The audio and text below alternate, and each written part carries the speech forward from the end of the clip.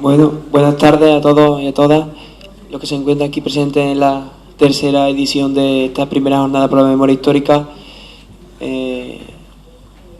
Los compañeros que estamos organizando el acto estamos muy contentos de la asistencia que día a día se produce, que sabemos que es una jornada que requiere una concienciación profunda para asistir y así que agradecemos a todos los que día a día asisten a esta jornada. Yo sin más voy a dejar al compañero Domingo que explique al conferenciante de hoy, al que le damos las gracias por venir a esta jornada que se ha organizado de manera tan prematura, el compañero Antonio Rodríguez Galindo. Así que le paso a Domingo para que explique la valía del conferenciante. Bueno, buenas tardes, agradeceros vuestra presencia y sobre todo agradecer hoy a don Antonio y también a Joaquín, que también, porque ellos siempre colaboran con nosotros desde hace ya muchos años y bueno, son los que son nuestros referentes a la hora de buscar información, de realizar actos, nos ayudan, colaboran. Antonio Rodríguez Galindo lleva ya muchos años trabajando y luchando por la recuperación de la memoria histórica. Actualmente es presidente de la Asociación de la Memoria Histórica, vicepresidente Manuel Barrios Jiménez, y hoy nos va a dar una conferencia que nos va a hablar sobre Manuel Barrios y nos va a hablar sobre Sevilla y sobre el contexto que hay, ¿no?, de este periodo en el que nos hemos introducido en esta jornada, ¿no? Yo, sin más, os dejo con Antonio, dándole de nuevo las gracias por estar hoy aquí y espero que tengamos una buena conferencia. Daros las gracias a vosotros por haber pensado en la Asociación Manuel Barrios Jiménez para, de alguna manera, que podamos presentar lo que es nuestra asociación, que os hablaré de ella al final, y sobre todo que nos ciñamos al personaje, Manuel Barrios Jiménez, que es un personaje poco conocido, pero desde luego singular e importante, y que tuvo un protagonismo muy serio, como veréis, durante la conferencia, que condicionó, parte, en cierta medida, todo lo que fue el republicanismo, principios del siglo XX, y también el Partido Socialista, puesto que era un dirigente del Partido Socialista. Pero antes de meternos en el personaje y en su contexto, yo querría también justificar este tipo de jornadas y agradecer a los organizadores, pues porque el tema de la memoria histórica, vosotros sabéis que tiene muchos detractores, y debemos de fijar algunos criterios, ¿no?, que yo creo que todo el mundo puede estar de acuerdo. Mirad, el filósofo Reyes Mate dice que hay, el filósofo Reyes Mate dice que hay dos tipos de pasado. El pasado que se hace presente a través de la historia y el pasado ausente. El pasado, por poner un ejemplo, nuestra guerra civil, sabéis que ocasionó, fue un trauma que ha condicionado todo los 2/3 del siglo XX, desde el año 37 aquí, y hasta hoy, porque sigue siendo un trauma nacional. Y eso que ha condicionado la historia reciente de España, pues dejó muchas víctimas, es verdad, de un sitio, de un lado y de otro. Pero los de un bando hubo un reconocimiento. De un bando, sus deudos, sus familiares, pudieron verlos en lápidas, pudieron verlos que se les recordaba, que se les hacía actos de reconocimiento y que incluso a sus familiares pues se les daba algún tipo de subvención, se les daba algún tipo de trabajo, en fin, por ser huérfanos o familiares de fallecidos de la guerra, y se decían cuando llegaba la hora de, en fin, misas y todo esto. Eso de alguna manera es hacer ese pasado ausente, ese pasado lo hacían en la memoria, estaban de alguna manera presentes. Pero había también otro pasado ausente que no afloraba, que era aquellos que habían muerto en el bando republicano. Sus familiares no se atrevían a hablar porque se les represaliaba. No sabían, y muchos de ellos todavía no saben, dónde están enterrados, porque muchos siguen en las cunetas. Sus familiares no tuvieron ningún tipo de reconocimiento, nada. No se les mencionaba en las misas, no los veían en ninguna lápida. Por eso es bueno estos movimientos de memoria histórica, para que todo ese pasado oculto también salga, pero sin ningún ánimo de revancha. No hay ningún ánimo de revancha. Y para justificar lo que os digo, yo que llevo años trabajando en los temas de la memoria histórica, monté en su día el aula para la recuperación de la memoria histórica del Ayuntamiento de Sevilla y después, en fin, trabajando con los compañeros de la Asociación Manuel Barrio Jiménez, como Joaquín Octavio, mañana os dará una conferencia, que él es un magnífico historiador e investigador, pues nos hemos dado cuenta de eso, que es bueno sacar también ese pasado para que se pueda elaborar un tipo de duelo. Aquellas personas que tuvieron la desgracia, porque también una desgracia, de que en el bando nacional, el de los sublevados, pues bueno, les ocasionaron difuntos y muertos, pudieron elaborar su duelo perfectamente. Los del bando republicano, los que defendieron el gobierno legítimo de España, que era la República, esos no pudieron elaborar ningún tipo de duelo. Y muchos de ellos todavía no saben ni dónde tienen sus difuntos. Y para que veáis que no hay ningún tipo de revancha, mirad qué carta os voy a leer. Naturalmente no digo los nombres, por respeto, que cuando yo estaba como responsable del aula de la memoria histórica también del Ayuntamiento de Sevilla, pues hacíamos gestiones para poder facilitar información a los familiares de estos muertos. Decía, muy señores míos, mi nombre es, bien, y soy nieta, sin de tal señor, que fue fusilado en el pabellón de Guatemala del Parque de María Luisa el 1 de septiembre de 1936, según consta el documento adjunto, que lo manda. Mi abuelo trabajaba en el gobierno civil como pasante del delegado de trabajo, puesto al que acudió después de unas oposiciones en Madrid. Iba acompañado de 2 policías como delegado gubernativo a los diferentes pueblos de Sevilla. Era socialista de toda la vida y además se encargaba de cobrar las cuotas de la UGT a los afiliados. En su casa había papeles importantes del Partido Socialista y dinero de las cuotas, los cuales fueron llevados al partido por mi abuela y mi madre, con grave riesgo para sus vidas, pues si las hubiesen visto seguro que las fusilaban igual que a mi abuelo. Según me consta, según me contaba mi madre y abuela, se lo llevaron el 18 de agosto de 1936 y estuvo primero en la calle Sol de Sevilla y después en la plaza de Jáuregui, pues ella le llevaban la comida diariamente y de allí lo sacaron para fusilarlo. El día 1 de septiembre de 1936, un hermano de mi abuela, que trabajaba en el muelle de Sevilla, cuando iba al trabajo se lo encontró muerto en la puerta del pabellón de Guatemala del Parque de María Luisa y quiso que les entregaran el cuerpo de mi abuelo, pero no consintieron. Me cuenta mi madre que se llevaron todo el día y el siguiente en el cementerio de San Fernando en Sevilla para ver si les entregaban el cuerpo, pero no fue posible. No tenemos constancia cierta de que esté enterrado en la fosa común de dicho cementerio. ¿Cómo lo pasaría de mal mi pobre madre y demás familia? Que mi madre no volvió a pisar el cementerio ni incluso cuando se murió su madre, ni su marido, ni mi abuelo, fíjate, que no lo pisó nunca. No tenemos intención, ni mi hermana ni yo, sus nietas, de que saquen los restos de mi abuelo, pues la pobre de mi abuela, su viuda, nos dijo que cuando muriera y pasase el plazo estipulado, que no sacáramos sus restos, pues quería que la llevasen a la fosa común del cementerio para estar al lado de mi abuelo, que nos figuramos que está allí enterrado. Mi número de teléfono, tal, bueno. Fijad qué carta tan entrañable. Es una nieta que lo único que está pidiendo es que sabe que su abuelo lo fusilaron, no sabe dónde está, piensa que está en la fosa común y que le pide su madre que cuando muera, porque la pongan en un nicho de alquiler, que no le paguen después para que cuando la saquen la lleven a la fosa común, que es donde estaba enterrado su marido. Veréis que aquí no hay ningún tipo de revancha.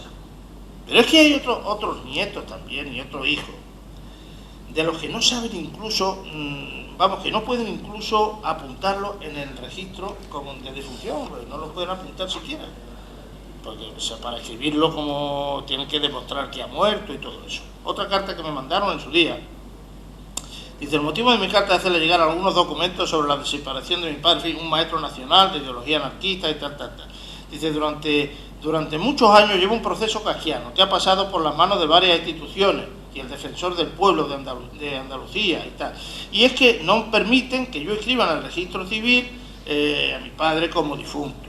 Él presenta una cantidad de documentos y declaraciones juradas de personas que dicen que lo sacaron de la prisión para fusilarlo y tal. Bueno, estas son las personas, fundamentalmente nietos, que están trabajando por cerrar ese capítulo triste y penoso que sufrieron los españoles en el año 36 y que ha estado condicionando toda la afectividad y ha llenado de tristeza y yo creo que de dolor a tantas familias españolas. Lo único que quieren es llegar a verdaderamente saber dónde estaban sus deudos, hacerle un entierro normalizado con nuestra cultura y cerrar ese duelo. Por tanto, aquí no hay ningún afán de revancha. Fue una época dura, donde, bueno, hubo personajes extraordinarios, algunos de los cuales yo tuve la suerte de conocer y os hablaré también. Y en este caso os voy a hablar de Manuel Barrio Jiménez. Manuel Barrio Jiménez era el secretario general del Partido Socialista de Sevilla, era diputado Cortes, cuando se sublevan Queipo de Llano en Sevilla, y fue fusilado, luego veréis, con Blas Infante, cosa que es poco conocida, incluso por los militantes del partido actual es poco conocido. Yo me enteré en su día porque tuve la suerte de conocer a gente mayor que esto me lo aclararon. Este hombre, Manuel Barrio Jiménez, nace en Écija en agosto de 1982, en el seno de una familia humilde, de una familia trabajadora. Su padre era jornalero de Écija y desde muy joven se ganó la vida como escribiente. Trabajó como empleado en los juzgados de Écija, siendo también propietario después de una pequeña taberna y de una casa de comidas. Tenía mucho afán de superación y este hombre, en el año 1906 y con 24 años de edad, se presenta para ingreso en la Escuela Normal Superior del Magisterio de Sevilla y aprobó. Y a partir de esa fecha, y siempre como alumno libre, sacó la carrera de maestro, que la finaliza en el año 1910, y obtiene el título de maestro con la calificación de sobresaliente, y llegó a ejercer como maestro en su pueblo. A partir de los años 20 se trasladó por temporadas a vivir a Sevilla, teniendo ya su domicilio estable en la ciudad durante la Segunda República. Manuel Barrio Jiménez fue un destacado dirigente del republicanismo y del socialismo sevillano. Desde 1905, Manuel Barrio Jiménez fue, en unión de su amigo Diego Martínez Barrio, otro personaje que también os hablaré, también de orígenes humildes, que trabajó en su infancia de panadero y después como impresor y seguidor apasionado de don Alejandro Lerroux, de los radicales, uno de los organizadores de la Juventud Republicana de Sevilla, figurando desde 1910, Manuel Barrio Jiménez ya como directivo del Centro Republicano de Écija. Permitidme que os diga que por el personaje que era tan amigo de Manuel Barrio Jiménez, compartían un apellido, pero no se tocaban nada. Don Diego Martínez Barrio es uno de los personajes más importantes desde el punto de vista institucional de la historia de España. Quiero deciros que es el único español que ha ostentado las tres altas magistraturas del Estado. Don Diego Martínez Barrio fue presidente de las Cortes, fue presidente del Gobierno y fue presidente de la República. No ha habido ningún otro español en la historia de España. Bueno, además de que fue concejal, que fue diputado, que fue ministro, pero tuvo esas tres dignidades. Y para que veáis el talante de quién era don Diego Martínez Barrio, os leo cuál fue su discurso, su testamento, que luego se cumplió, y yo, que en aquella época era concejal del Ayuntamiento de Sevilla, estuve presente en su entierro. Don Diego Martínez Barrio dictó en París el 5 de agosto de 1960 su testamento. Él murió en el año 1962 y decía su testamento: deseo que al morir se envuelva mi cuerpo en la bandera española de la República. Durante mi larga vida he sido leal a la patria, a la libertad y a la República. Los servicios prestados pertenecen al juicio de la historia. Los propósitos fueron rectos y desprovistos de odio hacia el adversario. Esa ha sido y es mi tranquilidad. Creo en Dios. Pido que cuando muera se trasladen mis restos al cementerio de San Fernando de Sevilla y en él procedan a la definitiva inhumación. Bueno, esto se cumplió en un gobierno local, en un gobierno del Ayuntamiento de Sevilla, a la que yo tuve el honor de pertenecer, que en ese momento era concejal, y pudimos repatriarlo. Estaba enterrado en Francia y le dimos sepultura en el cementerio de San Fernando. Si ustedes entran al cementerio de San Fernando, nada más que entren por la calle principal a la derecha, allí verán ustedes que hay un enterramiento en tierra donde pone don Diego Martínez Barrio, presidente de la República Española y tal, y la fecha de su defunción, que fue en 1962. ¿Por qué se enterró allí? Verán, os digo ya una anécdota, estamos de memoria histórica, es una anécdota interesante que a lo mejor la desconocéis. Mirad, antiguamente los concejales de Sevilla tenían un privilegio, entre comillas, que tenían derecho a sepultura gratuita. Eso se quitó cuando entró la República, o sea, cuando entró la democracia, perdón. Cuando entra la democracia española, pues ya todos los que han sido alcaldes del Ayuntamiento de Sevilla, nadie tiene ese derecho de que se le entierre gratuitamente. Somos un ciudadano más, tú te mueres y te entierra tu familia. Pero nosotros nos acogimos a este acuerdo que había en su día para darle sepultura gratis a él, porque él había sido concejal del Ayuntamiento de Sevilla. Este personaje tan importante en la historia de España, como os digo, era muy amigo de Manuel Barrios Jiménez. Y entonces, en 1912 ya pues presidía Manuel Barrios Jiménez la Casa del Pueblo en su pueblo natal, en Écija, siendo presentado también, se presentó a las elecciones de 1919 por la conjunción republicano-socialista. En estas elecciones, los atropellos de que fue objeto su candidatura fueron incontables, pues días antes de la fecha designada para la votación, Manuel Barrios Jiménez y la directiva de la Casa del Pueblo de Écija fueron detenidos y encarcelados. Ocurrió que el día de las elecciones se impidió a sus apoderados e interventores la entrada en Fuentes de Andalucía, y el propio candidato, Manuel Barrios Jiménez, fue amenazado por un individuo que portaba una pistola, a pesar de que el candidato Manuel Barrios Jiménez iba acompañado por un notario que levantó acta de esta agresión. Aún así, en estas elecciones de 1919, Manuel Barrios Jiménez logró obtener en la ciudad de Écija más de 1000 votos de diferencia sobre el maurista conde del Águila, que era su contrincante electoral. Votos que quedaron ahogados porque al final en el distrito electoral ganó el conde del Águila, el maurista porque claro, en la circunscripción electoral pues todos los votos que se habían sacado además en Écija fueron ahogados por el candidato en los distintos pueblos con los pucherazos. Sabéis que entonces era corriente que se compraran los votos a los jornaleros y a los pobres por la gente que tenía medio. Y así no pudo salir. En 1920 ingresa Manuel Barrios Jiménez en el Partido Socialista y hasta la llegada de la dictadura ocupó el cargo de concejal y portavoz de la minoría socialista en el Ayuntamiento de Écija. Y durante la dictadura ya fue desterrado a Sevilla y en 1931 ya era el secretario general del PSOE de Sevilla. Debemos recordar que en esta época, en el segundo lustro de los años 20, el dictador Primo de Rivera se mete en un berenjenal en un callejón sin salida al querer dotar a su régimen de un entramado institucional que lo hiciera perdurable. Pero se encontró, entre otros elementos, con la resistencia de Alfonso XIII a aceptar una constitución, o remedio de esta, que le privase de alguna de las prerrogativas que le concedía al rey la constitución de 1876 que estaba en vigor, que por cierto había jurado respetar y que luego la había él suspendido para que gobernase en régimen de dictadura a la limón con Primo de Rivera. Ante esta situación se atisba la posibilidad de un cambio radical del régimen, como lo hubo al final, y la posibilidad del advenimiento de la República.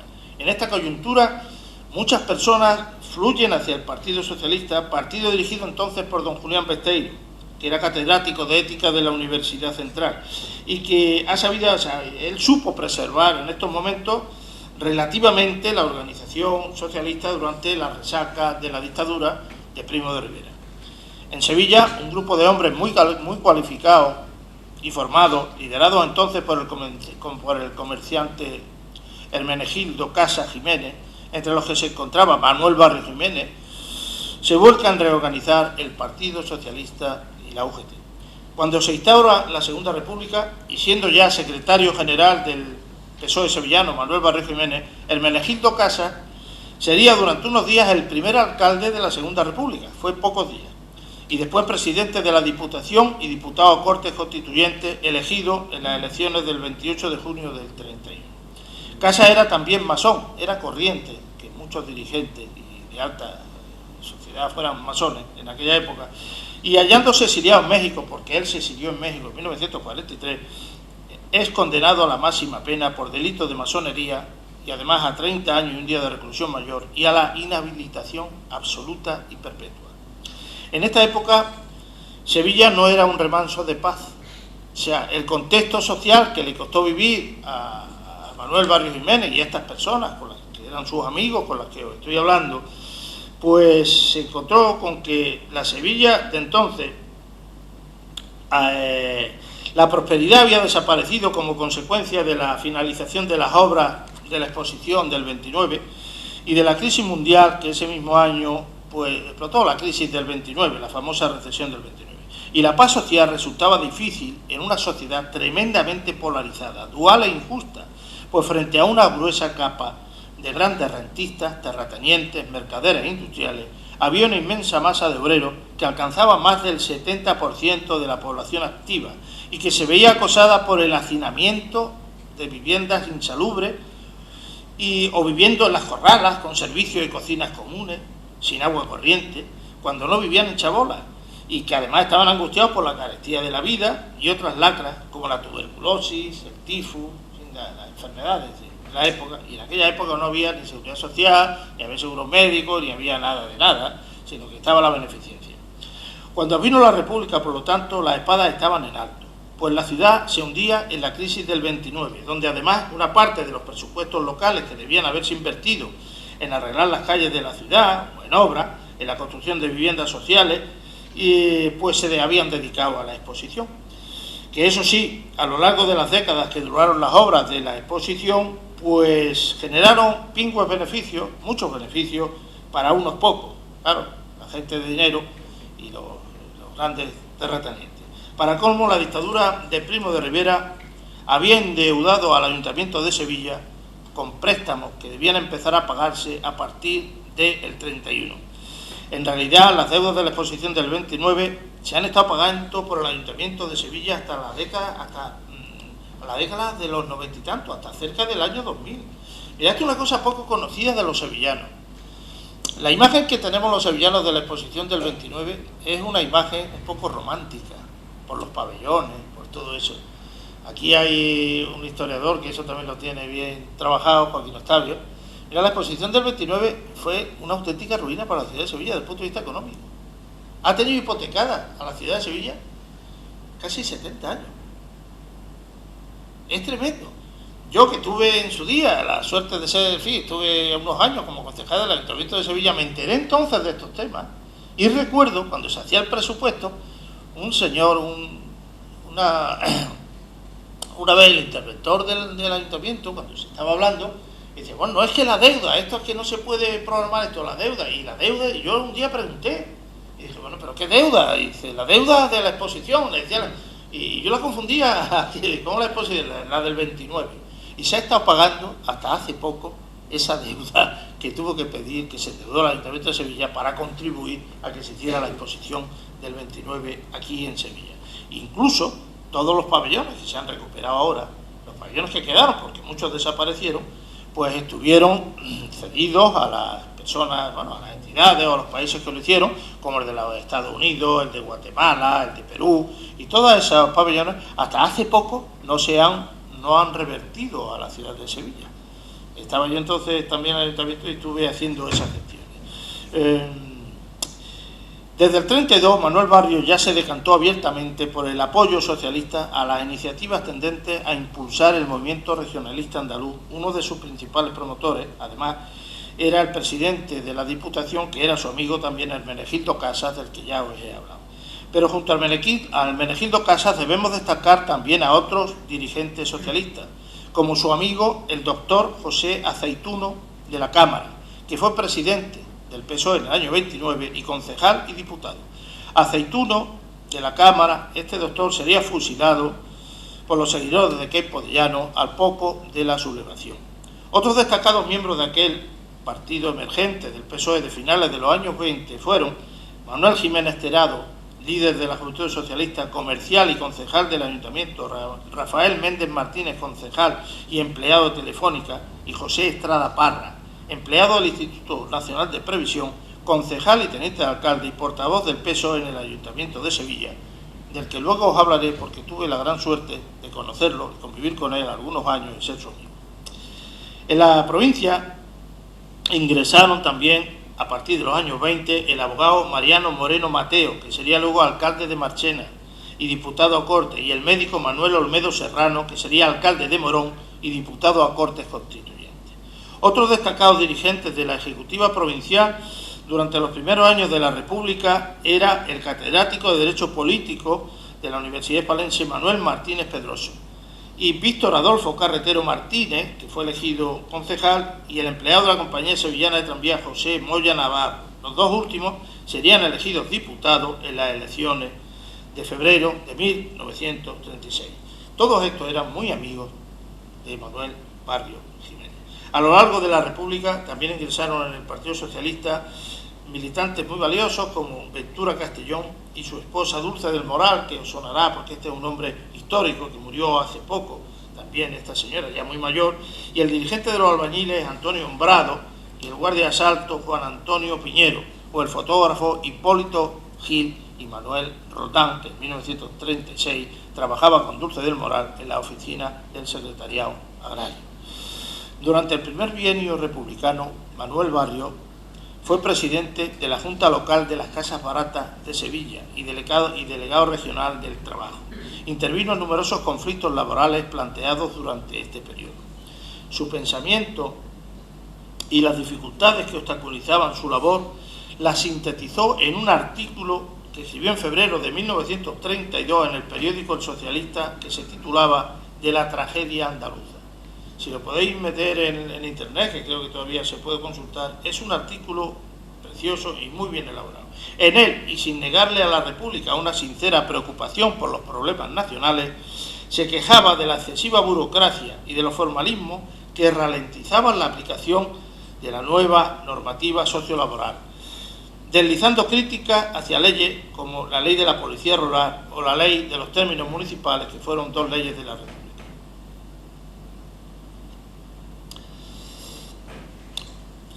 Manuel Barrio Jiménez también fue vocal de la Junta de Reforma Agraria de Sevilla y en septiembre del 33 presentó su dimisión como delegado del trabajo ante la salida de los socialistas del gobierno y el final del gobierno Azaña. Pero don Diego Martínez Barrio, que a la sazón era el presidente del Consejo de Ministros y que era su amigo de juventud, le confirmó de nuevo en su puesto, permaneciendo en él hasta comienzos de 1934. Desde comienzos del 34, Manuel Barrio Jiménez se dedica a reorganizar el Partido Socialista de nuevo, que había sufrido una profunda crisis interna tras el descalabro del 33, de 1933. Como recordaréis, con las elecciones del 33 ya no fue el Partido Socialista la conjunción republicano-socialista, iban aparte y la derecha iba unida. Entonces ahí ya ganaron las elecciones, bueno, la Confederación de Derecha Autónoma, la CEDA y esta gente. Y aunque alguna gente dice que tuvo también algo que ver, que se abstuviera la CNT, que pidió que se abstuviera, la CNT, que no se votase, y posiblemente también tuvo algo que ver, que fue las primeras elecciones que votaron las mujeres. Y ahí había una idea de que decía que las mujeres muchas veces, pues bueno, desde los púlpitos, los maridos o no sé cuántos, pues podían condicionar el voto. Esto se decía en su día y bueno, lo cierto es que las elecciones aquellas ganó la derecha y por tanto, una vez que ya se rompe también en esta época el Partido Radical de Lerroux, Manuel Barrio Jiménez deja ya de ser el delegado de trabajo y él crea un nuevo partido en Sevilla, la Unión Republicana, que fue también muy importante. En febrero de 1936, y como secretario general de la agrupación provincial, Manuel Barrio ya se presenta integrando las candidaturas del Frente Popular, siendo elegido en esta ocasión diputado a Cortes. En el seno del partido, en este momento, se identifica con la actitud de Indalecio Prieto, se identifica con esta actitud más que con la de Largo Caballero. Mirad, en aquel momento los socialistas sevillanos había dos tendencias. Los de la capital eran de la tendencia de Largo Caballero y la de los pueblos era de la tendencia de Indalecio Prieto. En concreto, Manuel Barrio Jiménez era de la tendencia de Indalecio Prieto, porque él sabía crear un pueblo como Écija y además participó en el mitin de la Plaza de Toros de Écija, que como sabéis, fue un mitin que se organizó para Indalecio Prieto ahí y que fue reventado precisamente por miembros de juventudes de la tendencia de Largo Caballero. Él participó en este mitin y muchos de los que yo he comentado antes, a los que tuve la suerte de conocer, me informaron de que ellos estuvieron presentes en este mitin. Pero además de su trayectoria política, Manuel Barrio Jiménez fue también miembro de la masonería, adoptando el nombre simbólico de José Gilés, en recuerdo de uno de los principales intelectuales republicanos de Écija, y que perteneció en un periodo a la logia Isis Osiris, que como sabéis estaba liderada por su íntimo, por su amigo, don Diego Martínez Barrio, que además era el gran maestre del Gran Oriente Español, era alto dirigente de la masonería. Y así llegamos al fatídico 18 de julio. A Sevilla le cabe el triste papel de ser la primera ciudad de la península en donde estalla la sublevación, en donde estalla el golpe militar, iniciado el día anterior en el protectorado de Marruecos. Las víctimas de ambos bandos, tanto civiles como militares, empiezan a caer de inmediato. Debemos recordar que al mediodía del 18 de julio las tropas sublevadas ya controlaban el parque de María Luisa y la fábrica de artillería, atacando al gobierno civil en el que estaba la Guardia de Asalto leal a la República. La resistencia de la Guardia de Asalto republicana fue aniquilada a cañonazos contra el edificio de la Telefónica y el Hotel Inglaterra, donde está ahora mismo la Plaza Nueva, donde está la Telefónica allí mismo y donde está el Hotel Inglaterra. Por detrás estaba el gobierno civil, y es que lo derrumbaron a cañonazos. Y allí, en la misma tarde del 18 de julio, en una verdadera batalla campal, que se le llama la batalla de la Plaza Nueva, había ametralladoras en la calle Granada, donde está el Banco de Bilbao, donde está ahora mismo el Banco de España. Allí se puso un cañón disparando contra la Telefónica, donde estaban recluidos la Guardia de Asalto defendiendo a la República, y disparando también contra lo que era el gobierno civil, que estaba por detrás de donde está el Hotel Inglaterra ahora. Y bueno, pues esa Plaza Nueva, pues aniquilaron cualquier tipo de oposición a la sublevación por parte de la Guardia de Asalto. La tarde del 18 de julio, al poco tiempo después de que las tropas hubieran salido ya a la calle y declarasen el estado de guerra, un numeroso grupo de obreros izquierdistas, procedentes sobre todo del barrio de Triana, se acercaron al cuartel de la Maestranza de Artillería, situado donde hoy está el Teatro de la Maestranza, y fueron a pedir armas para defender el orden constitucional. Los militares sublevados, que poco antes habían ocupado ya el edificio, abrieron fuego sobre los obreros de Triana sin que mediara ningún tipo de aviso, ni ningún tipo de alto, ningún grito de alto, nada. Sin ningún tipo de aviso abrieron fuego. Quedaron 11 muertos y quedan tendidos en el Paseo de Colón y en la calle Temprado, que está al lado, pudriéndose bajo el sol abrasador de julio durante varios días, para terror y escarmiento de la población civil. En la mañana del 19 de julio, la izquierda, procedente de los barrios de Nervión, Ciudad Jardín, El Cerro y Amate, lo que entonces se llamaba la Sevilla La Roja, marcharon para el centro, por la avenida Eduardo Dato, para enfrentarse a los sublevados, cuando una columna militar mandada por Ramón de Carranza le salió al paso disolviéndolos a tiros, cayendo asesinado el joven socialista Juan Márquez Martín, que era conocido como Ricopelo, tenía el apodo de Ricopelo. Por lo visto era un chaval que tenía mucho pelo, le decían Ricopelo. Quizás sea uno de los primeros socialistas muertos de que tengamos constancia en la sublevación de Queipo. La Sevilla trabajadora, por tanto, sí que resistió al golpe, plantándole cara a los golpistas, y lo pagó caro, lo pagó muy caro. Pero claro, no disponían de los medios de guerra de los que disponían los sublevados, que era todo un ejército. Los que se enfrentaron a los sublevados contaban con pocos medios, apenas 100 fusiles para toda Sevilla, que fueron distribuidos por la Guardia de Asalto en el cuartel de la Alameda de Hércules, y tenían además algunas pistolas, escopetas de perdigones y algunos sables que los sindicalistas resistentes pudieron allegar, sables muchos de la guerra de Cuba, de los abuelos. Con estos medios iniciaron la resistencia a los golpistas, con francotiradores o desde las barricadas del Pumarejo, de Triana o San Luis. Pero esta resistencia fue barrida rápidamente por los cañones, las ametralladoras, los tanques y los fusiles de la guarnición militar sublevada, que además contaba con el apoyo de la quinta bandera de la Legión y de muchos y de tabos de regulares también, así como varios centenares de falangistas, carlistas y gente de Acción Popular. Naturalmente que esta resistencia fue rápidamente silenciada. La represión en Sevilla empezó inmediatamente. La represión en Sevilla entera, la Sevilla entera la convirtieron en una cárcel. Para ello habilitaron locales en grandes salas de espectáculos como el Cine Jáuregui, el Cursal, el Variedades, el Pasaje Oriente, la parte trasera de la Plaza de España, desde lo que hoy es Capitanía General, hasta la Torre Norte, los sótanos de la Plaza de España, en fin, sería interminable resaltar lo que hicieron en Sevilla. La convirtieron en una cárcel. Las cárceles estaban ya tan abarrotadas que hasta cogieron 2 barcos grandes, el Cabo Carboeiro y el Mogador, y los fondearon en el río para que sirviera también como prisión. En el cementerio diariamente se fusilaba desde el anochecer hasta clarear el día. La represión fue brutal. Y claro, para reafirmar lo que digo, mirar el espíritu de Queipo de Llano cuando daba estas órdenes, si estas órdenes no conducían a esa represión.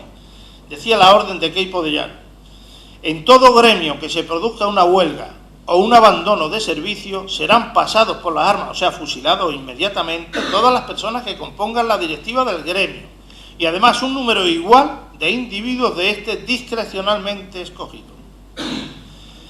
Segundo artículo del bando de Queipo: que toda persona que se resista a las órdenes de la autoridad o desobedezca a los bandos de guerra publicados o que en los sucesivos se publiquen, también serán fusilados sin causa previa. O sea, que los fusilaban sin nada, sin mandamiento judicial, nada. Aquí te cojo y aquí te mato.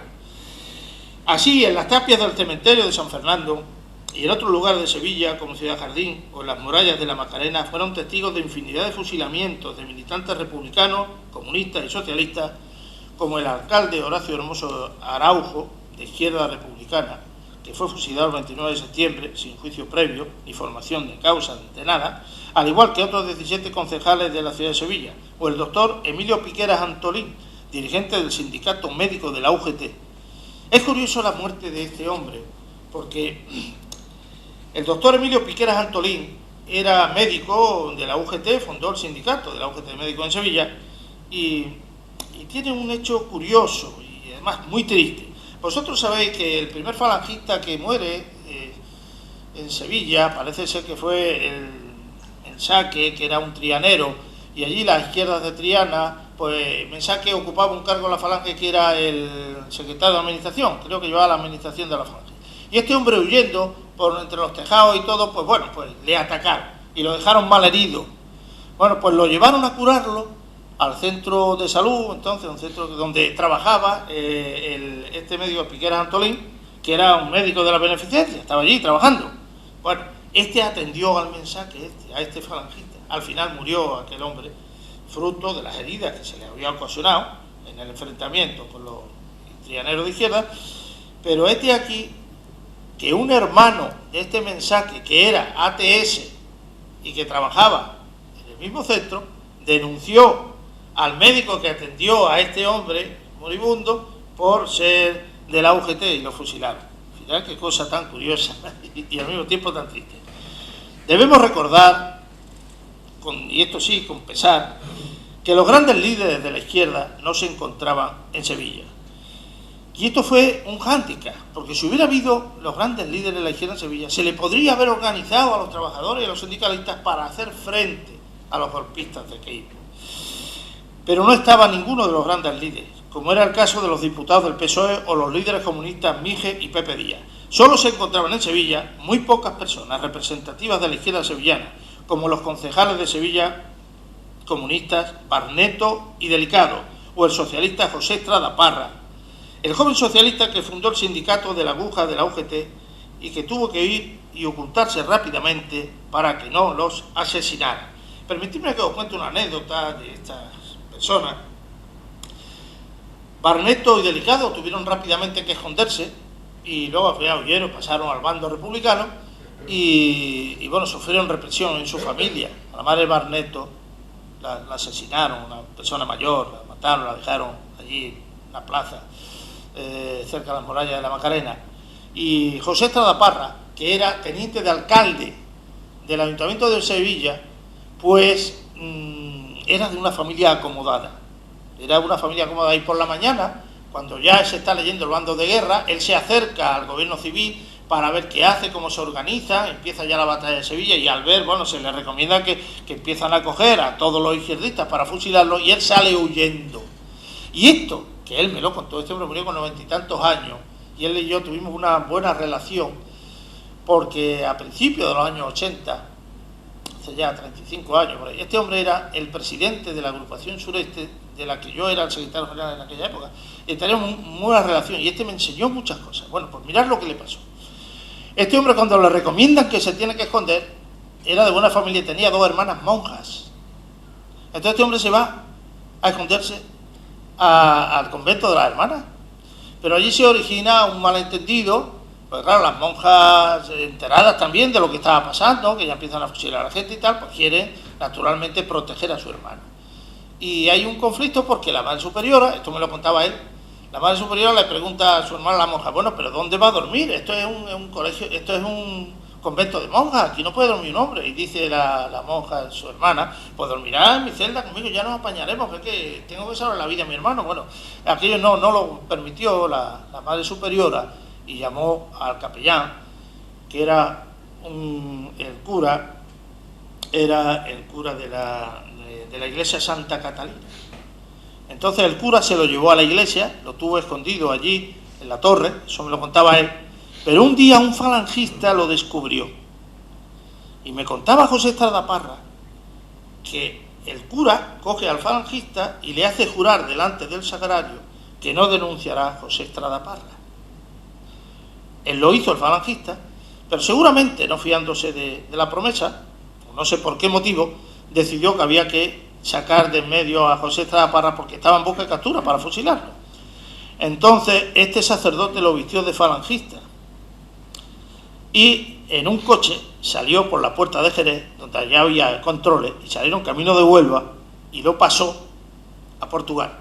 Y de Portugal, José Estrada Parra, vestido de falangista, pudo pasar a Francia y de allí al bando republicano, donde al final hizo la guerra con su amigo Alberto Fernández Ballesteros, que os hablaré también de él. Es una cosa curiosa, y así salva la vida este José Estrada Parra. Luego, al final de la guerra, cuando este hombre, que era comisario político, es un cargo importante, como si fuera jefe de un batallón, un comandante, un teniente coronel del ejército republicano, cuando se entrega, hay una cuestión, no sé si dará tiempo, pero en fin, la anécdota es que el hombre hace una arenga a la tropa cuando se va a entregar, y le encarga a uno de los soldados, que era a la sazón maestro, que como tú tienes buena pluma, escribe lo que está pasando. Este hombre, al cabo de los años, escribe acordándose de su comisario, su comandante José Estrada Parra, pensando que lo habían fusilado. Pero José Estrada Parra creo que salvó la vida debido, hombre, a que esas 2 hermanas hicieron lo que pudieron en el Consejo de Guerra para que el hombre, bueno, pues no fuera fusilado. Al final estuvo en el Canal de los Presos, estuvo allí pagando condena, y en los años 50 salió, y un conde, en fin, un terrateniente importante de Sevilla, lo contrató como responsable de la finca de donde está hoy la Universidad Laboral, que entonces había lo que era el Instituto Politécnico, no sé cómo se llama aquello. Pues allí había una finca grande y él era más o menos el responsable de la gestión de aquella finca. Yo creo que este hombre se salvó, bueno, por estas 2 hermanas monjas que intercedieron por él. Pero os decía, os he hablado también de que la sublevación militar, los grandes referentes de Sevilla, de la izquierda, no están en Sevilla. Delicado, Barneto están escondidos, tienen que salir huyendo, José Estrada Parra se esconde y tiene que salir también fuera, Pepe Díaz, el mítico secretario general del Partido Comunista de España, estaba en Madrid, y los grandes dirigentes del Partido Socialista estaban en las Cortes. El Partido Socialista tenía entonces 4 diputados. Uno era su secretario general, Manuel Barrios Jiménez, el otro era José Moya Navarro, que era un dirigente de la UGT y del partido y era tranviario, el otro era un periodista, Adolfo Carretero Martínez, y el cuarto era Alberto Fernández Ballesteros, todo un personaje del que os hablaré en un momento. Enterados de lo que está pasando el día 18 en Sevilla, Manuel Barrio Jiménez decide coger el tren inmediatamente para venirse a Sevilla y ponerse al frente de los trabajadores y de los sindicalistas y de la gente que apoya a la República y plantarle cara al golpe. Venían los 4 diputados y en Andújar, Alberto Fernández Ballesteros se apea en Andújar porque Alberto Fernández Ballesteros además era el secretario general de la Federación de la Tierra de la UGT y se apea allí para mediar en un conflicto agrario y al mismo tiempo para explicarle a los jornaleros el proyecto de reforma agraria de la República, y eso le salvó la vida, porque cuando llegaron los otros 3 diputados a Sevilla el 19 por la mañana, pues está esto que os he contado de lo que era Sevilla la Roja, del Cerro Amate y de todos aquellos barrios que fueron hacia Sevilla y que fueron tiroteados, y donde muere este joven que os dije anteriormente.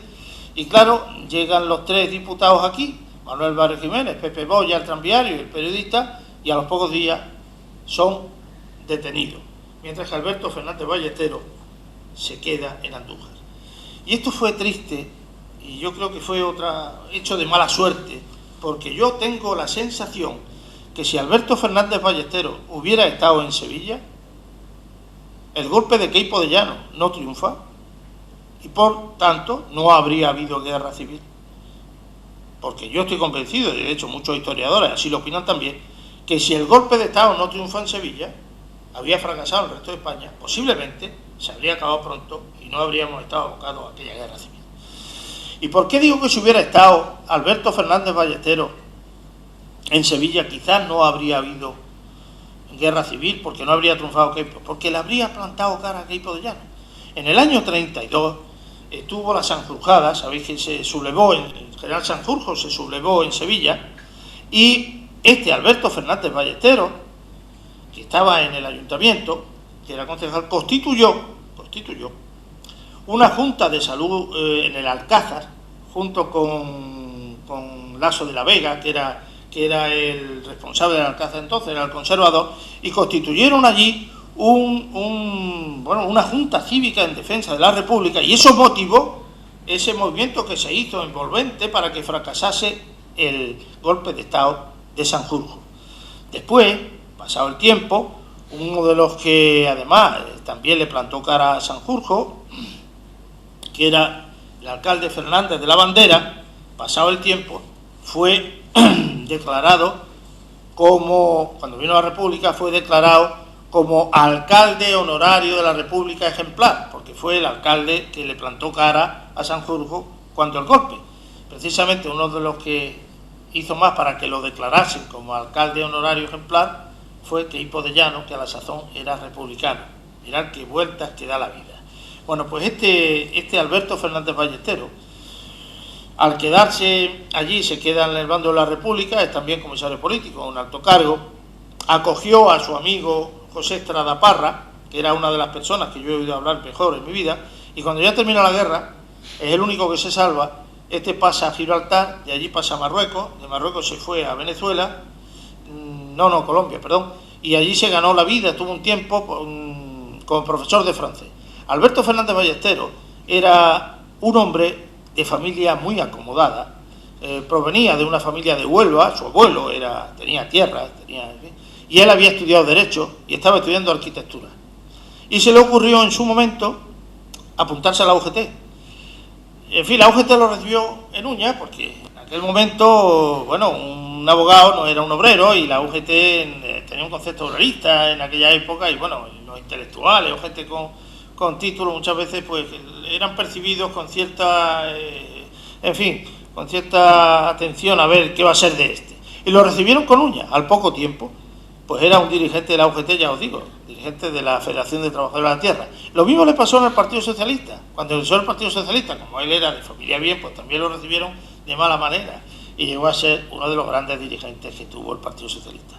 De Colombia fue profesor, era profesor del Colegio San Francisco de Paula, y eso, al final le sirvió también para ganarse la vida, porque daba clases de francés en Colombia, y de allí pasó a México, que es donde muere. Este hombre muere en el año 67, y los últimos años de México, él se gana la vida con una empresa de seguros que montó allí.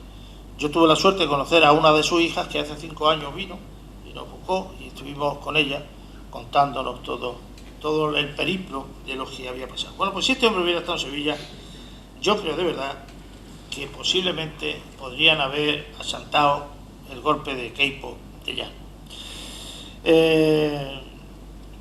El 10 de agosto de 1932, desde luego, fue un tema emblemático también en Sevilla, porque era el preludio de lo que podía suceder años después, que era el golpe de Sanjurjo, como os digo. Pero este fracasó precisamente por la cara que le plantó junto a él otros trabajadores y otra gente vanguardista de Sevilla, Alberto Fernández Ballesteros. De manera que de haber llegado a Sevilla o de haber estado aquí este hombre, la sublevación de Queipo es probable que hubiera transcurrido de otra manera y claro, no habríamos tenido aquella guerra civil. Os decía que todos los gente importantes de la izquierda no estaban en Sevilla. Adame, por ejemplo, estoy acordándome de Adame, que era también otro dirigente extraordinario, tampoco estaba en Sevilla. Bueno, Manuel Barrio Jiménez fue detenido inmediatamente y tras pasar semanas encarcelado, el 10 de agosto fue incluido en una saca de lujo. Digo una saca de lujo, os lo explico, que realizan los golpistas para conmemorar el fracaso de la Sanjurjada.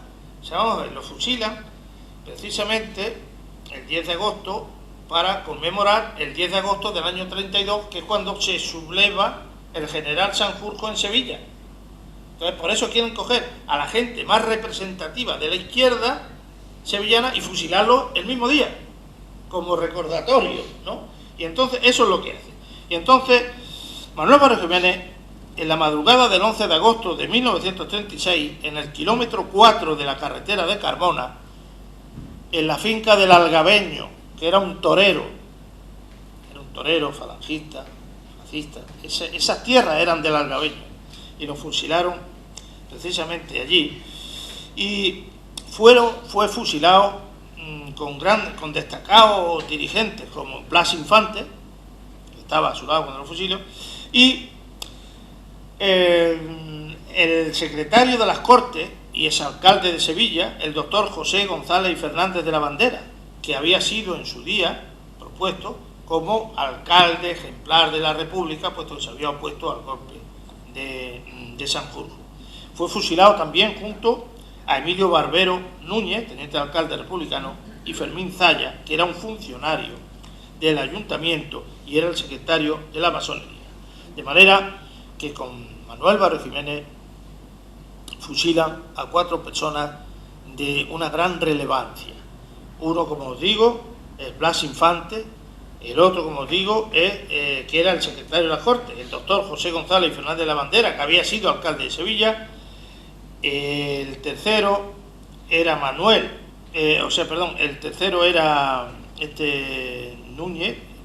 Zaya Madera, que era Fermín Zaya, que era un funcionario del ayuntamiento y que era secretario de la masonería andaluza, y el último era Emilio Barbero Núñez, que era teniente de alcalde republicano.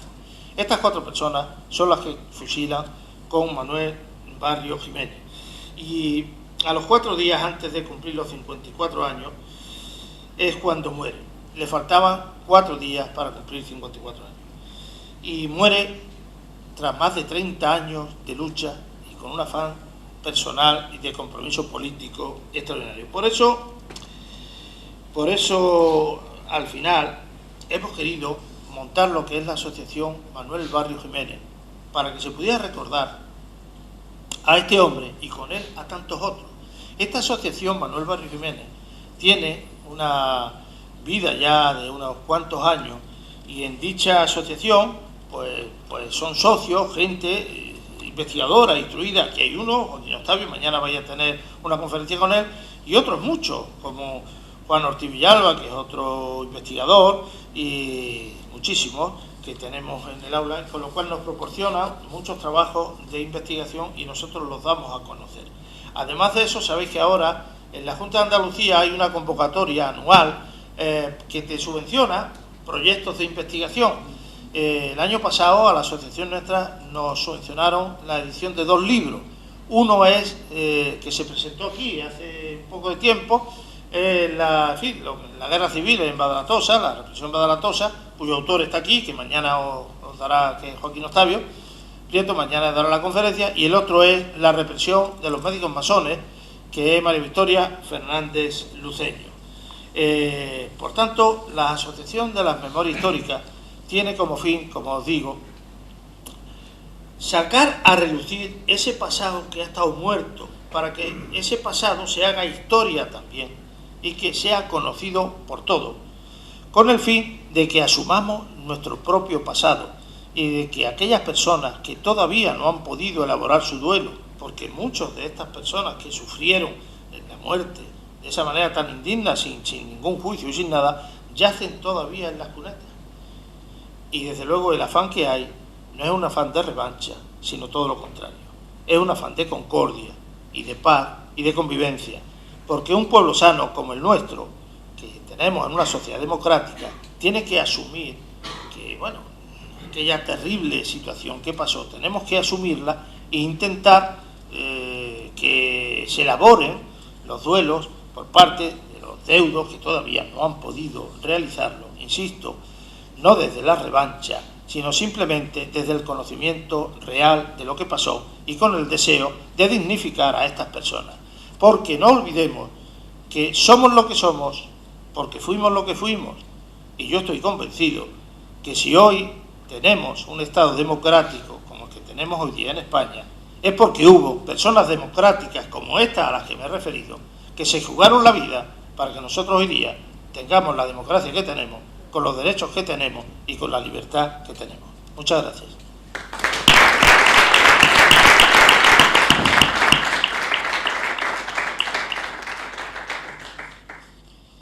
Bueno, si queréis, como venimos haciendo estos días atrás, si alguien quiere, se abre un turno de palabras, si alguien quiere preguntar algo.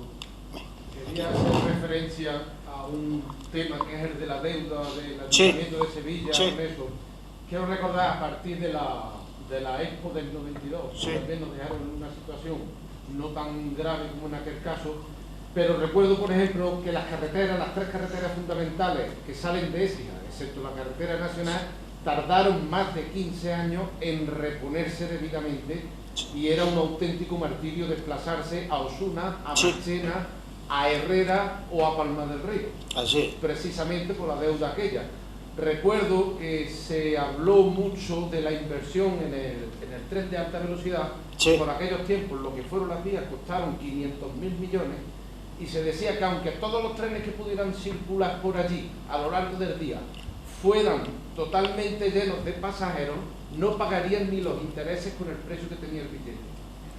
Hacer nada más que esa referencia a esas inversiones faraónicas que se hacen para cosas muy pasajeras. Sí, pero bueno, vamos, yo no soy economista, pero parece ser, según he oído y comento con algunos economistas, que la exposición del 92 en Sevilla, esas magnas inversiones a lo que usted hace referencia, eso ha tenido una proyección para toda Andalucía, no solamente para Sevilla. Eso es una proyección grande. Y el AVE genera una proyección turística y de situación de Sevilla hoy día en el mundo, algo fuera de lo común. Dice que eso proyecta una riqueza, diferido, como se dice, importante, y que eso, de alguna manera, ha servido para cambiar la infraestructura de Sevilla. Ya no son los que eran. Estas carreteras, la antigua de Osuna, efectivamente, hoy ya hay autovías, no se habrían hecho si no hubiera habido la exposición del 99. Todos los arreglos que se hicieron en Sevilla, todo lo que es la ronda, donde estaban la vía de trenes, aquellas que estaban separadas del río. O sea, hubo una transformación importante y desde luego se convirtió Sevilla ya en una sociedad turística de primer nivel. Situaron a Sevilla, ya estaba situada, ¿no? Pero situaron a Sevilla ya en el mundo en su momento. Y dicen que ha habido una cierta rentabilidad. Eso es lo que dicen los economistas. De todas maneras, la verdad que las inversiones de la exposición fueron importantes. Lo que me refiero pero es no quedó endeudada, yo me refería a Sevilla, no quedó endeudada la ciudad por las inversiones de la Expo 92. Verá usted por qué. Porque ahí sí estuvo claro lo que ponía el Estado, lo que ponía la Junta y lo que estuvo poniendo el Ayuntamiento. El Ayuntamiento puso un poquito de urbanismo, nada más. Pero por lo visto, en la exposición del 29, aparte de lo que ponía el Estado, entonces no había autonomía y tal, lo que ponía el Ayuntamiento, luego hubo un endosamiento de deuda al Ayuntamiento de Sevilla por parte de Queipo de Llano. Queipo de Llano, cuando viene la sublevación, y él era el rey prácticamente de Andalucía y toda esta historia, pues bueno, tenían que pagarse las deudas de la exposición del 29.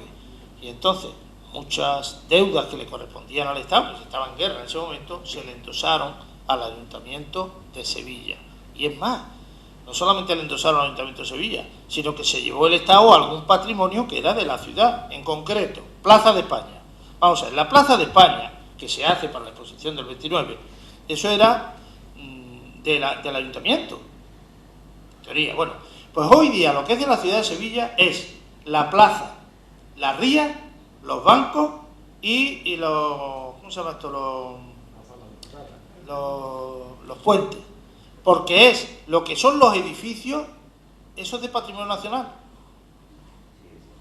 eso no es de la ciudad de Sevilla, y eso es porque así lo quiso Queipo de Llano. Eso se le dio, es donde está Capitanía, es donde están todos los edificios oficiales. También es verdad que eso se hizo en la época de Queipo de Llano con el beneplácito, abro comillas, de los concejales del Ayuntamiento de Sevilla, el primer gobierno franquista, o en la guerra, vamos, de ellos, que yo creo que hicieron una buena operación, porque yo conocí a un hombre muy mayor de patrimonio del Ayuntamiento, que lo primero que intentaron es que el Alcázar pasase a patrimonio y allí ubicar la grande representación del Estado, ¿no? Y entonces el propio Ayuntamiento acordó ofrecerle, con un pacto que hubo, lo que son estos grandes edificios de la Plaza de España para la representación del Estado de la ciudad, Capitanía, los militares, el gobierno civil y todo esto, todo lo que hay allí, ¿no? Y eso sí. Pero vamos, según me han contado a mí, la gran deuda del Ayuntamiento de Sevilla venía de la exposición del 29, no de la época. Referente a la situación idílica que nos planteaba la Expo del 92.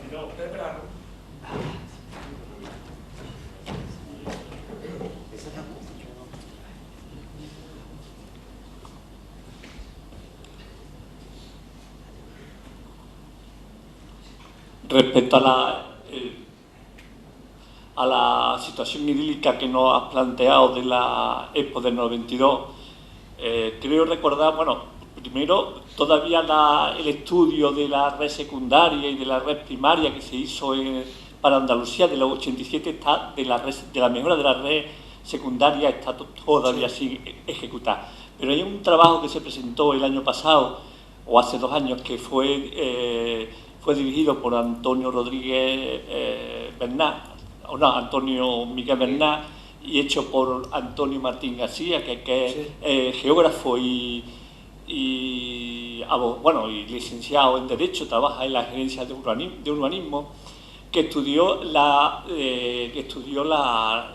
implantación de la red ferroviaria en Sevilla desde principios de siglo, cuando se puso. Entonces, en el trabajo se planteaba que la exposición, la Expo del 92 y toda la infraestructura ferroviaria, pues fue un proceso prácticamente especulativo diseñado a gran escala, y que el Ayuntamiento fue un negocio entre Adif, grandes familias, y que el Ayuntamiento lo que hizo es comprar suelo que en teoría le pertenecía al Ayuntamiento, porque la cesión de la red ferroviaria se hizo con una concesión que en el instante de que ese suelo dejara de ser red ferroviaria tenía que ser al Ayuntamiento, y el Ayuntamiento, la estación de Santa Justa, todo ese suelo que se liberó en un proceso especulativo que hizo incremento de suelo, y que la aportación llegan ellos a plantear que mientras las Olimpiadas fueron pagadas por la Olimpiada de Barcelona fueron pagadas con presupuestos estatales, mucha parte de la obra de la Expo fue pagada por los sevillanos, que tuvieron que soportar el proceso especulativo de suelo que se liberó, que en teoría legalmente era suelo del ayuntamiento porque fue una cesión temporal, y que por la manipulación que se hizo, esa cosa. Con lo cual, no estoy de acuerdo con tu postura de esa situación idílica. Mejoró la fachada de Sevilla, pero hubo un proceso especulativo tremendo que repercutió mucho en el encarecimiento del suelo y que se enriquecieron una familia concreta muy vinculada. Lo mismo que se dio el caso de que la estación de San Bernardo fue un proceso especulativo que era la huerta de los Rodríguez Borbolla, que la compraron y que después la vendieron. Hubo familias muy vinculadas, muy concretas, que en la Expo del 92 se convirtieron, pasaron del estar a dos brazos por estar en concreto y se enriquecieron. Entonces fue un proceso especulativo.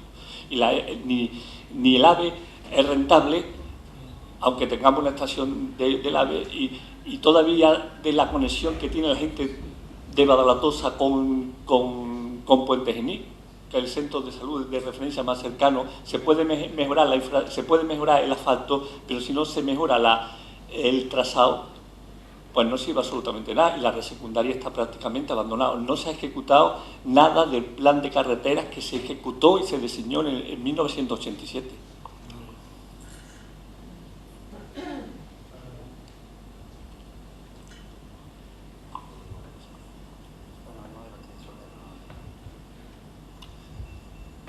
No, es que no tengo información de esto último que... El trabajo está publicado, yo lo que pedí es que nos centremos en la memoria histórica, porque no vayamos a debatir de la Expo del 92. Escuchadme, no, ¿verdad? Que aunque sea interesante, aunque sea interesante, podemos hablar de la déjame. Verá, que Antonio Rodríguez Galindo es que se dedica a la historia, que viene una asociación para la recuperación de la memoria histórica, y seguro que lo que ha dicho tiene razón. Lo que pasa es que en estos temas, bueno, no doctos, si queréis hablamos pues, de la Expo del 29, o hablamos de lo que ocurrió entre el año 31 y el año 39, o incluso los años 50, qué sé. Pero que en este sentido tampoco puede dar una información clara porque no es doctor en esto. Claro, yo qué sé, si queréis en otro momento pues hacemos una jornada sobre... No, sobre Expo no, porque además está muy bien que critiquemos las cosas que están mal y punto. Cada uno tendrá su punto de vista y además seguro que ahí traemos algún experto y lo defiende y debate y puede rebatir estos temas. Pero en este caso Antonio no va a poder rebatirlo porque ni tiene datos, ni conoce el estudio, ni es un experto en ese estudio, es un experto más a nivel de historia, ¿verdad?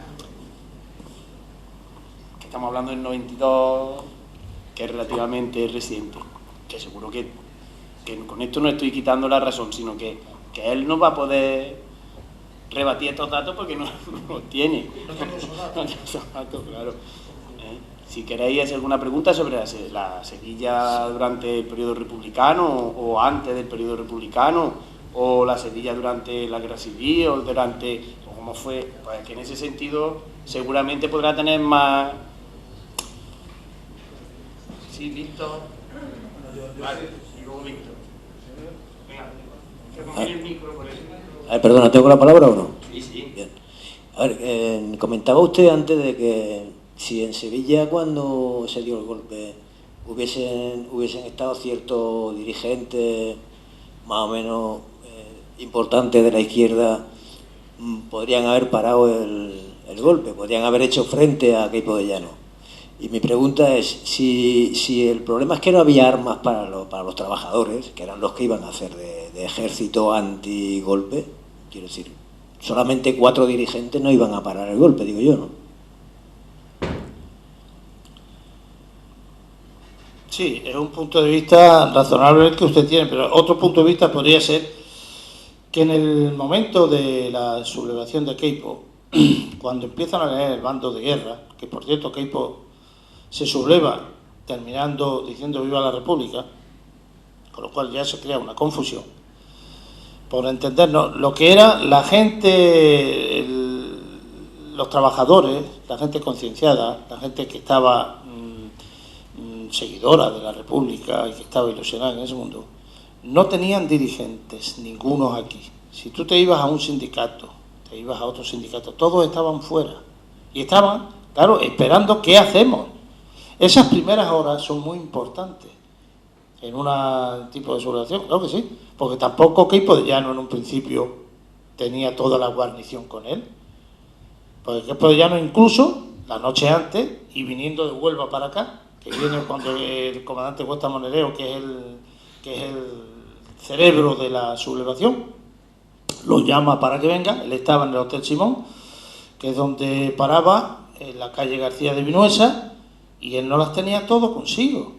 Pues, por ejemplo, caballería, Coronel Mateo no se había sublevado, caballería que era de su arma, y otros oficiales pues estaban un poco dudosos.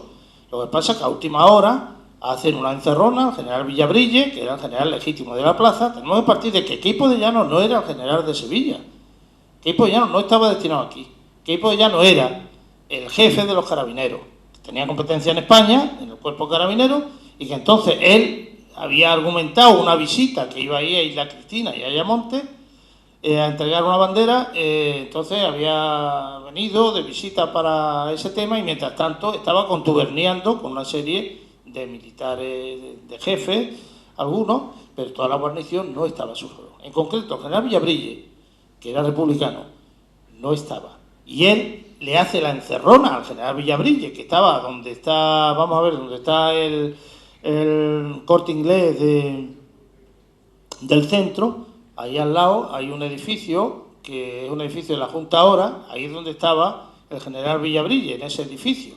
Entonces se presenta Queipo de Llano y le pregunta a Villabrille, ¿tú de qué lado estás? Porque la tarde antes se habían sublevado los militares en el protectorado de Marruecos.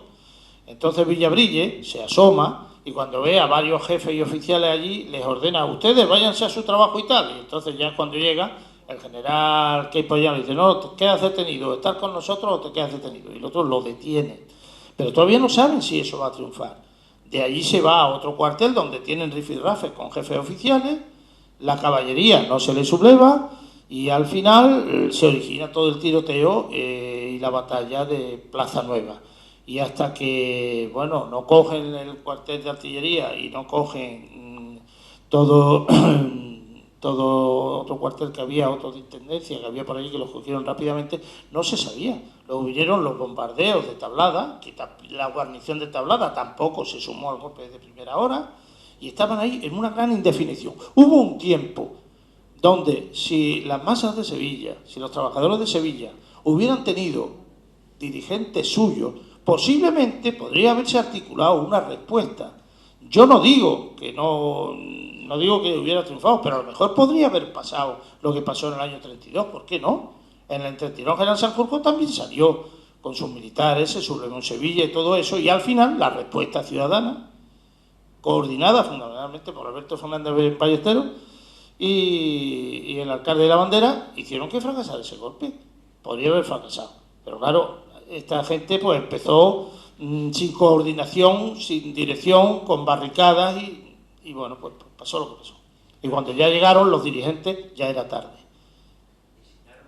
Ya era tarde. Esos dirigentes que hubiera, si no tenían armas, a ver cómo iban a enfrentarse. Sí. Yo estoy interesado en la rehabilitación de la memoria del presidente Diego Martínez. Yo estoy interesado en la rehabilitación de la memoria del presidente Diego Martínez Barrio, al que hace poco tiempo se le ha dedicado una avenida en la capital y del que estoy seguro que la mayoría de los sevillanos desconocen incluso quién era, ¿no? Por esa losa de olvido que se cernió sobre todos los dirigentes de la República durante la época del franquismo. Sí. ¿Cómo fue el proceso de recuperación que hizo posible que hubiera incluso una calle dedicada a este personaje tan importante en la capital? De don Diego Martínez Barrio, ¿no? Bueno, esa calle viene de tiempo, esa calle no se ha puesto ahora. Bueno, sí, pero tardó bastante en... Sí. Hombre, por el personaje, estamos hablando de que fue jefe de Estado. Y fue jefe de Estado porque era jefe de la República. Mirad, cuando enterramos a don Diego Martínez Barrio, desde el Ayuntamiento nos dirigimos al gobierno de España, entonces lo presidía Aznar, y le dijimos que se le hicieran honores de jefe de Estado en su entierro, que era un jefe de Estado. Claro, el gobierno no contestó, no dijo nada. Y entonces se decidió darle tratamiento honorario como un concejal ilustre y tal, y por eso se hizo ese entierro con el apoyo del ayuntamiento. Yo creo que había mala conciencia, porque este hombre, don Diego Martínez Barrio, si leéis su discurso, si leéis su obra, es una cosa digna de meditar. Un hombre que prácticamente no fue a la escuela, un hombre que con 10 años estaba trabajando de panadero, lo que era un panadero en aquella noche, porque era toda la noche, ¿no? Trabajando, que luego tuvo una imprenta, fue impresor y tal. ¿Cómo tenía esa gran cultura que tenía este hombre? ¿Cómo se formó de esta manera? ¿No? Y además que él era la mano derecha de Lerroux en Sevilla, hasta que discrepa de él y se pelea, sale del partido de Lerroux, radicales de Lerroux, y claro, este hombre fue un concejal en Sevilla, fantástico, muy bueno, fue varias veces ministro, 2 veces ministro, fue diputado, fue presidente del gobierno, una cultura impresionante, y fue jefe de Estado. Fue en 2 ocasiones presidente de la República, fue en una, pero bueno, interinamente, ¿no? Hasta que había otras elecciones. Y en el exilio él estuvo de presidente de la República. Yo creo que había mala conciencia después de la democracia y tal, y en su día pues se le puso Diego Martínez Barrio, la avenida de Diego Martínez Barrio, que es la que está en Sevilla. ¿Pero tanto tiempo lleva llamándose así? Sí, Diego Martínez Barrio, sí, eso fue después de la democracia. Ya lleva unos años. Sí, lleva unos años, no, pero vamos, con la democracia, no, pero ya lleva unos, pero de una manera se puso el nombre sin decir quién era, no sé cuánto, porque en el subconsciente colectivo de los sevillanos, el nombre de don Diego Martínez Barrio sigue existiendo. Y os digo más, a él también le debemos que el Alcázar sea de los sevillanos. Mirad, cuando entra la República, el 14 de abril, el 31, el día 21 de abril se produce el decreto de expropiación de los Borbones. Y hay un decreto donde al patrimonio, a la Casa Real le quitan el Palacio de Pedralbes de Cataluña, se lo dan a la ciudad de Barcelona, por eso es de los catalanes, y el Campo del Moro y el Retiro, creo, unos jardines que eran también de la corona, se lo dan al pueblo de Madrid. Y entonces ese decreto tiene un anexo que dice, de igual manera que al pueblo de Barcelona y a los madrileños se le da esto y lo otro, al pueblo de Sevilla se le da el Alcázar y los jardines, y hablan singular. Y eso fue una idea que él traslada, que estaba en el gobierno, y era sevillano, que él la traslada a Hacienda, a don Indalecio Prieto, que es el que hace el decreto de expropiación, y por eso los sevillanos tenemos el Alcázar, que luego hubo un conflicto, porque el Alcázar de Sevilla, lo que se le da al pueblo sevillano no es en teoría lo que es el Alcázar. El Alcázar es el conjunto de edificaciones que hay detrás de las murallas palatinas, porque lo que tienen son solamente los palacios. Hay un conflicto que duró hasta el año 36, en fin, no es motivo de esa charla ahora, pero en fin, lo que yo quería dejar claro es que el Alcázar también se le debe a este hombre. Y él estuvo presente, además, don Diego Martínez Barrio, estuvo presente cuando se entregan las llaves del Alcázar a la ciudad. Pero es un personaje interesante. El otro personaje que está también, es menos conocido, que es el que yo he estado hablando, que es Manuel Barrio Jiménez. Bueno, pues también se le ha puesto, ya hace poco, en democracia, se le ha puesto una glorieta. Cuando tú sales del AVE, esa glorieta que hay ahí delante, que está delante del edificio ese que es de la Tesorería de la Seguridad Social, hay una glorieta que pone Diputado Manuel Barrio.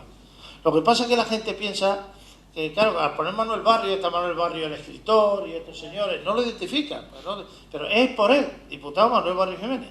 Y allí se ha puesto un monumento simbólico veréis que es una figura que está así abierta, que es un fondo, una chapa metálica que tiene una cosa así como un fondo que le han cortado, han hecho ahí un blanco y negro, una cosa así, un contraluz que han puesto allí. Esa es una obra de Manuel Echegoyen que se llama La Libertad. Entonces se ha querido que la glorieta de Manuel Barrio Jiménez, el que defendió tanto la libertad, estuviera también esa figura de Echegoyen que la titulaba La Libertad. Entonces, don Diego Martínez Barrio ya tenía él su avenida y ahora también la tiene Manuel Barrio Jiménez.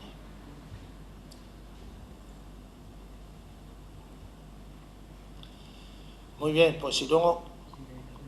Ah, hay allí un señor... Sí.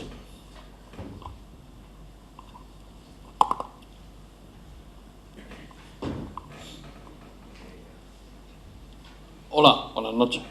Preguntarle, si ¿tiene usted información de si en el Peñón de Gibraltar, la colonia inglesa...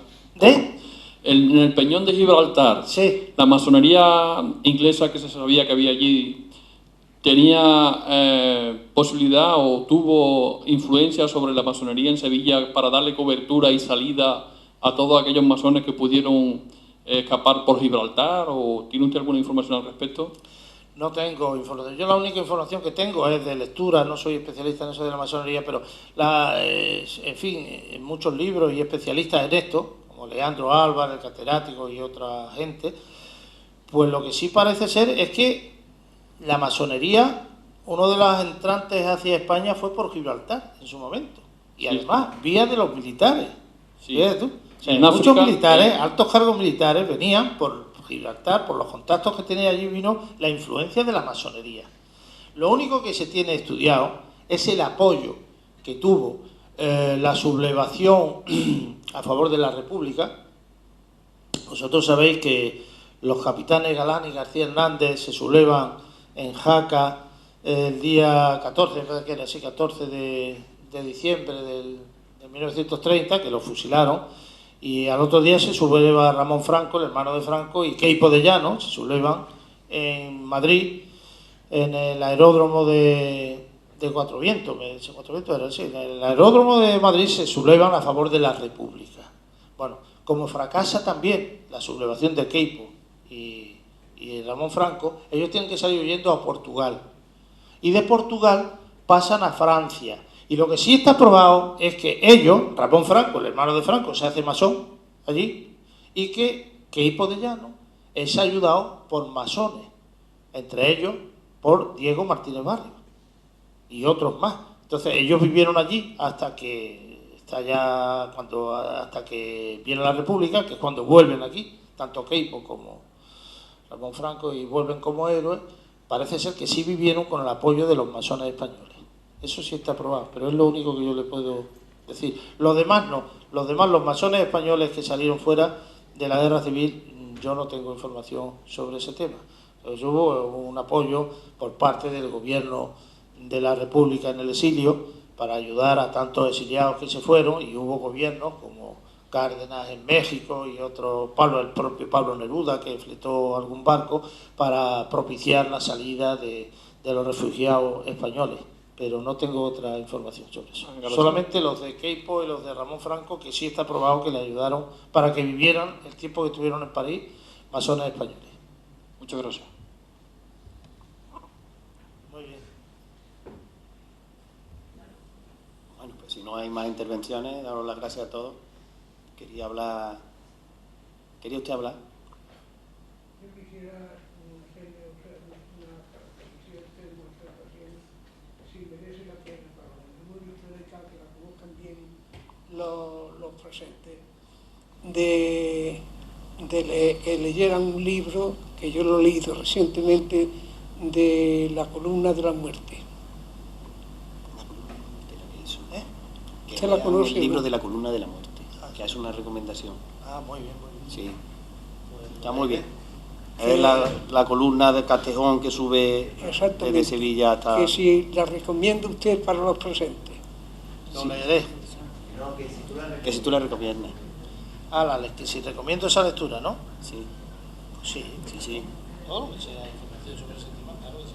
Sí, yo la leí y está bastante bien. Además un recorrido hasta desde Sevilla hasta Badajoz. Hasta Badajoz. Hasta Badajoz, ¿no? Eso Sí. termina en Badajoz. La columna de Castejón, que termina en... Exactamente. Columna de Castejón.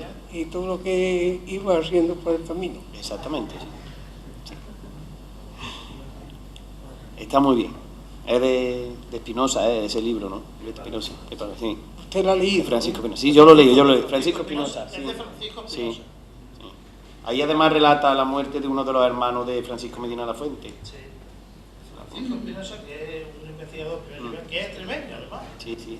Es extremeño el actor, es extremeño. Bueno, pues sin más, invitaros ya al próximo día. Espero que os haya gustado mañana, que os haya gustado la conferencia de hoy. Y nada, muchas gracias por vuestra presencia.